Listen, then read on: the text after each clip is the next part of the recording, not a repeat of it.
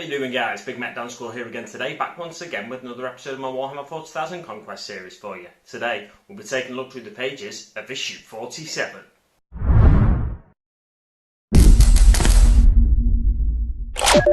Before we get into the magazine, I just want to remind you to go and check out the hobby corner where you can see some Space Marines being painted on his most recent video. Also, on the next video from the hobby corner, you'll see some Riser pattern runes being painted. I wanted to try and get in on the community showcase aspect of that video, but it's too late. He's already edited the video or started the editing process of the video, so it's too late for me. I'm not sure what he's going to be painting on the next week's issue, but if you want an indication, go back to whatever came after the first Riser Pattern Ruins video, and I imagine that'll be it. So firstly, as always, what do we get with issue 47? Well, we get a Landspeeder kit. Landspeeder kit is a £20 kit direct from Games Workshop. The magazine's $7.99, so you're saving just over, well, you're saving 60%, aren't you? So it's a great saving. You can't argue with savings like that. And it's a kit that you can build a couple of variants out of, but basically they're just a standard Landspeeder. And the data sheet we get at the back just gives you the different weapons you can take and the different combinations you can take. And what it says is you can take the heavy bolter and you can swap the heavy bolter for a number of, or you can swap it for a multi-melter, and you can also take any of the following weapons, and it lists the other weapons that come with the kit basically.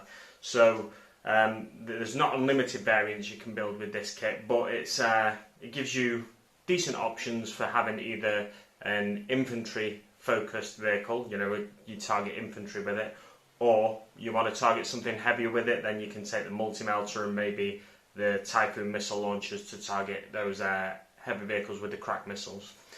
So yeah, the value of the issue, it's a very good one, I'd say.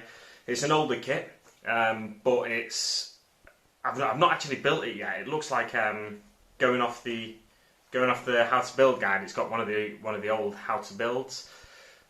So I'll address that more when I get to it. Let's crack on with the issue now though and open the first page. Or before we do that, I'll say what's on the front cover, as I always do. So we've got Spaceman Landspeeder, Landspeeder weapons, Heralds of Nergal. So Heralds of Nergal is something we've touched on, I think, in the past when we've spoken about Plague Bearers, but it goes into more detail in a couple of the varieties of Heralds of Nergal in here.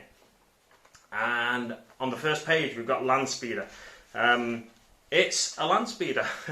It tells us the typical battlefield role and that kind of thing, but it tells us also just in general the kind of stats here. So we've got the Adeptus Astartes is the faction, armor rating of 3, speed rating of 9, so it's one of the faster vehicles of the Adeptus Astartes. Firepower 6. These numbers really mean nothing in the game because they don't relate to the profile. It's just giving you ratings out of 10 really. So the armor rating is quite low compared to something like a Land Raider, and the speed is obviously quite high compared to something like a Land Raider again, or like just your standard infantry foot troop or dreadnought or something like that. And your firepower, it's about average. You know, you can give them a couple of good weapons, but as soon as you start moving with it, then the heavy weapons, so you require, basically your chances to hit get reduced by 1 when you're firing heavy weapons on the move.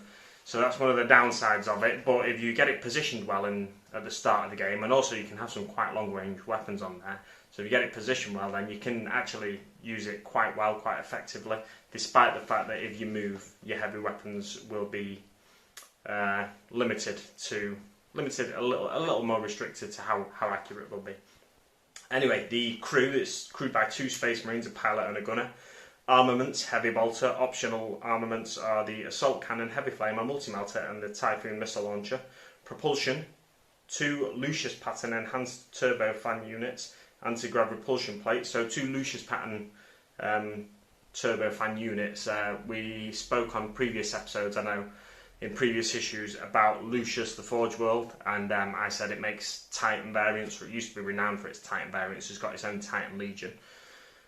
And they also make, they make different Forge Worlds make multiple different things, but they are known for having the Lucius pattern fan units on this Landspeeder here. And the equipment is the advanced sensors and communications rather. It's kind of like a scout vehicle, an advanced vanguard vehicle if you like. And onto the next page, it talks about how there are different types of Landspeeders in existence. The Typhoon pattern Landspeeder is just basically the Landspeeder with the Typhoon missile launchers on it. And then further down the page we see Arclund. I think I've seen this bit of artwork before, but I'm not sure. Little is known about the techno-archaeologist who is remembered in history as Arclund. He was basically a techno-archaeologist, like it says there, which is he searches the galaxy, goes out on crusades across the galaxy searching for tech and searching for the standard template constructs that I know we've spoken about in previous episodes. So he goes out across the galaxy searching for these, and two famous ones that he found was the Landspeeder and the Land Raider, and named after him, Arclund. So Landspeeder, Land Raider. It's, you know, there's I don't know what I was going to say there, so let's just crack on. Yeah, there's other techno-archaeologists out there that haven't been as successful in finding you know, these great, massively effective standard template constructs, so they don't have things named after them. But he was a particularly renowned one, and he is now missing. Well, I assume he's presumed dead. So I'm just going to read a little bit about him now. It was Land who led the greatest expedition into the Librarius Omnus on Mars. The Librarius Omnus, which are these catacombs beneath the surface of Mars, if I remember my lore rightly. Catacombs beneath the surface of Mars, and where these old vaults and catacombs where all the old technology was locked away, and the designs for old technology were locked away. And he went searching in these for 3 whole years. He searched these depths. He found several incomplete STC designs that would be used to create 2 Space Marine fighting vehicles, a mighty Land Raider and the gravity-defying Landspeeder. Land eventually disappeared while leading a second expedition into the Librarius Omnus. So he's missing somewhere on Mars, or is he on Mars? What I think would be a really cool twist in the lore is there's hints every now and again that we might be getting a Dark Mechanicus faction. We've seen some Dark Mechanicus units in the Blackstone Fortress game, as well as Traitor Guard units. So there's hints every now and again that we might at some point get a playable Dark Mechanicus faction. It'd be really cool if he reappeared and re-emerged from this Librarius Omnis as a sort of a leader in the Traitor, the Dark Mechanicum, with all this old technology that he's found and repurposed, and he was captured by Chaos forces that were hidden away in those vaults and stuff, but now he re-emerges and he's leading a Dark Mechanics. I think that'd be really cool anyway. Let me know in the comments below if you think it'd be cool too. So, on to the next page, we've got Space Marine Wargear Landspeeder. As always, it's got this sort of diagram, if you like. It's just a picture of the Landspeeder in a sort of almost like a night vision look to it. And then it points us to the various armaments of it. So the Heavy Bolter, the Augury Probe, Typhoon Missile Launcher. Although there's not actually any pictured on this that I can see, there is a zoomed in section there in the red where it's got the Typhoon Missile Launcher. Anti-grav plates, assault cannon underneath, and the proximity sensor as well.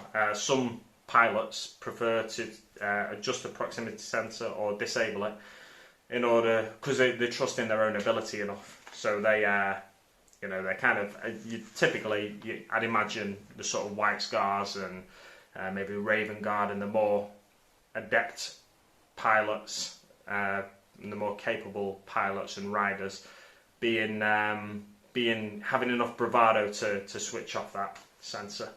It just lets them know how close they are to the ground, so they trust themselves basically instead. And then on to the next page, we've got Landspeeder Wargear data file, where it talks more about heavy bolters, assault cannons, augury probes, multi-melter, Typhoon missile launcher, ground proximity sensor, as we just mentioned there, and the heavy flamer.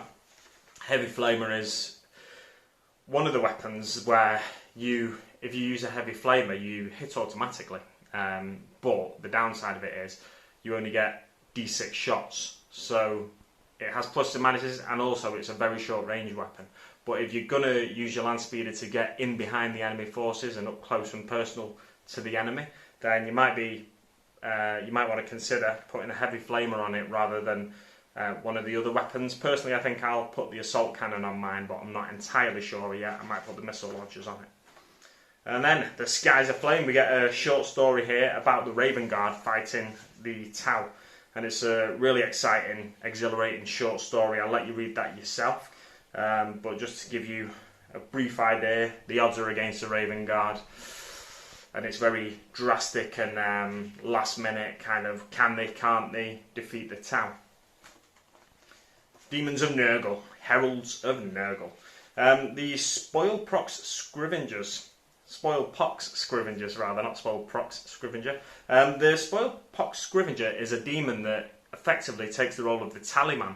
So the Tallyman is a Death Guard unit who counts all the plagues and the Vectorums and counts everything in the Death Guard, whereas a Spoilpox Scavenger is a demon equivalent of him.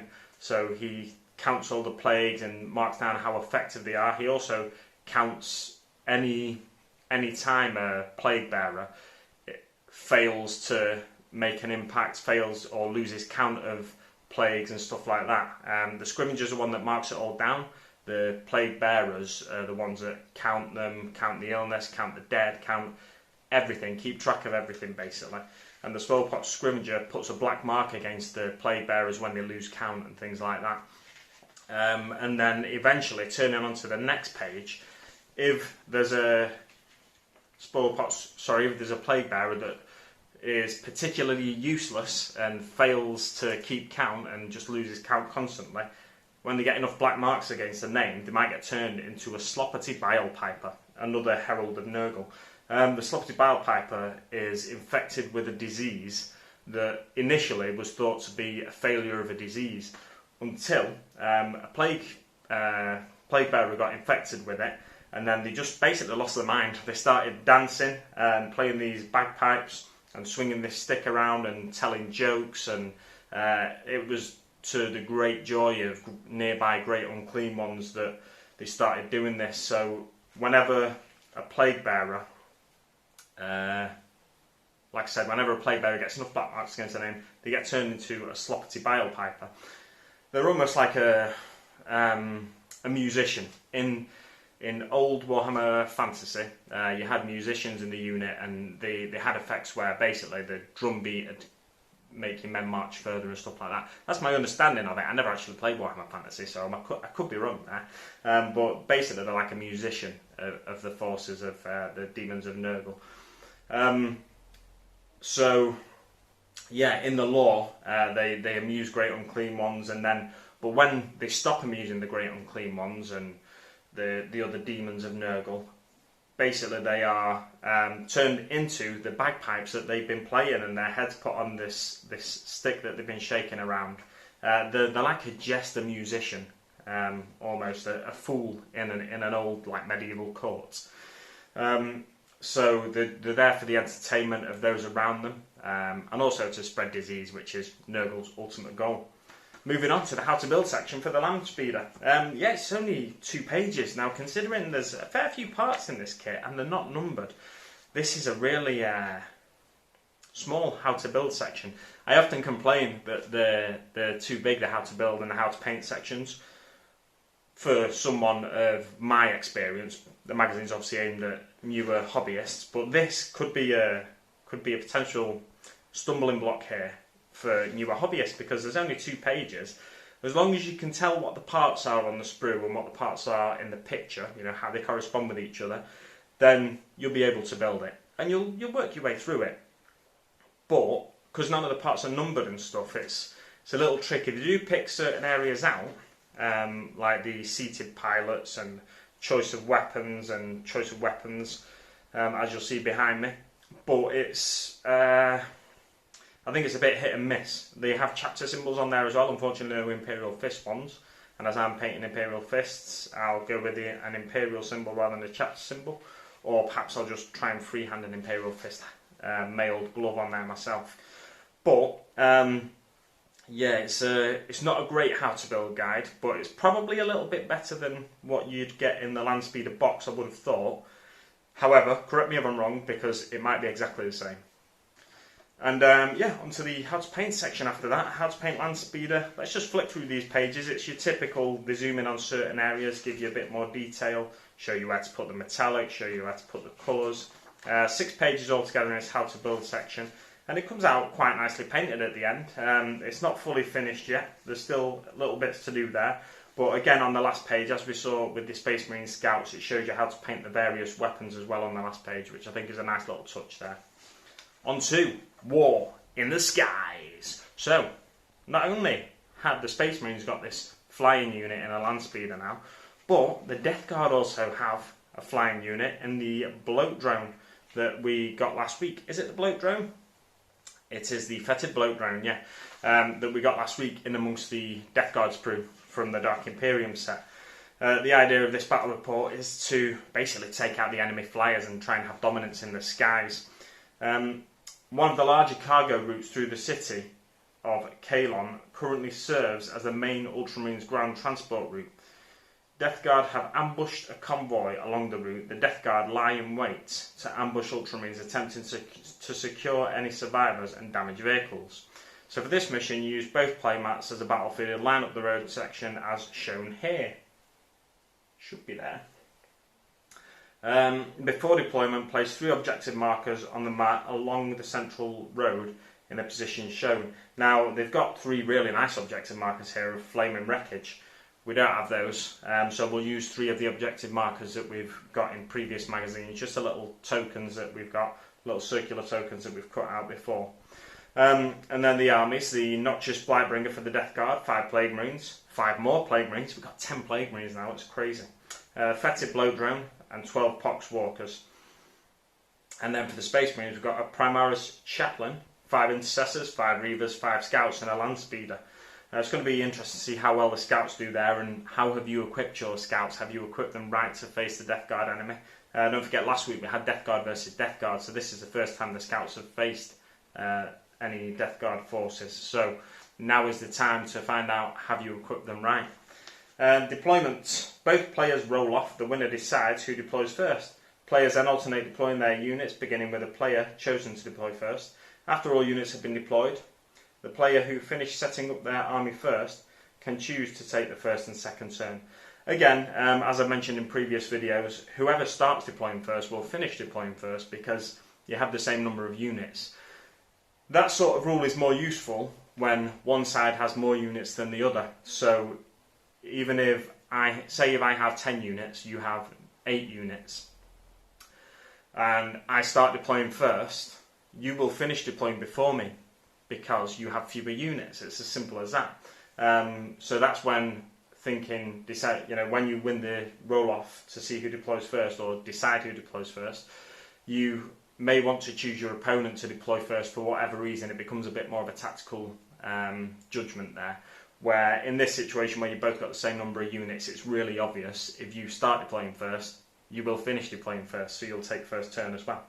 The victory conditions: eliminate the enemy flying unit, 2 victory points. So if as the Death Guard player you eliminate the Landspeeder, or vice versa, as the Space Marine player you eliminate the Foetid Bloat-Drone, then you get 2 victory points, not 1, 2 victory points. Each objective held at the end of the game, and there's 3 of them in total, 1 victory point. Eliminate the enemy warlord, 1 victory point. And to hold an objective, you must have more than 3 models, same as always. More models within 3 inches of the objective than the enemy at the end of the game. The game lasts 5 battle rounds, so as always, it's around 5 battle rounds, and it's an objective-based mission, but it's also got a few other things thrown in there. Like eliminating the enemy flyer.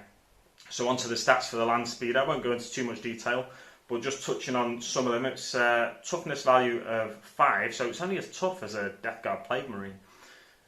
Light vehicles do tend not to have a high toughness value. Wounds total of 6 and 2 attacks in close combat.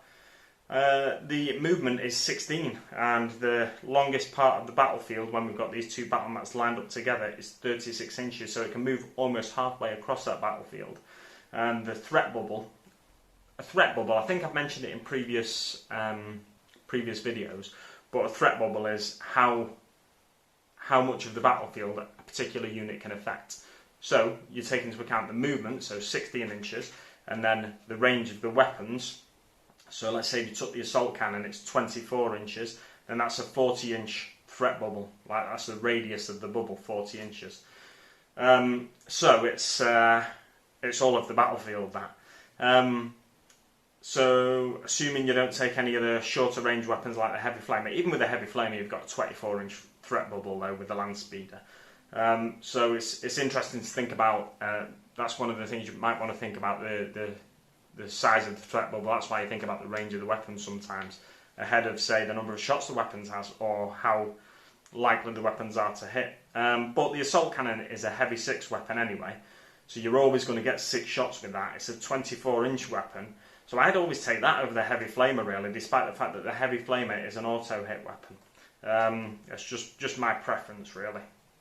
And they shall know no fear it has, as all Space Marine units do.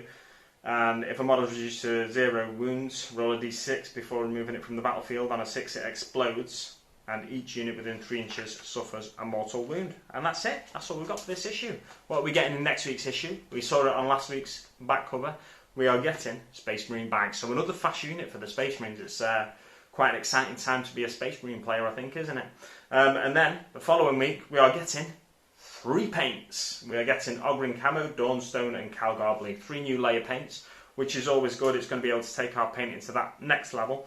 I'm trying to think what areas we might have painted grey on the miniatures. I don't think there are many.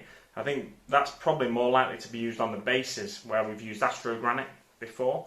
And the Calgar Blue is obviously it's going to be used as a layer paint on the Ultramarines armour. Probably on the Landspeeder as well. They might even go back to the Landspeeder just to tell you to edge highlight certain panels and stuff like that. The Arclund Camo is most likely going to be used on the Death Guard armour, just to bring that up to a nice little clean edge highlight.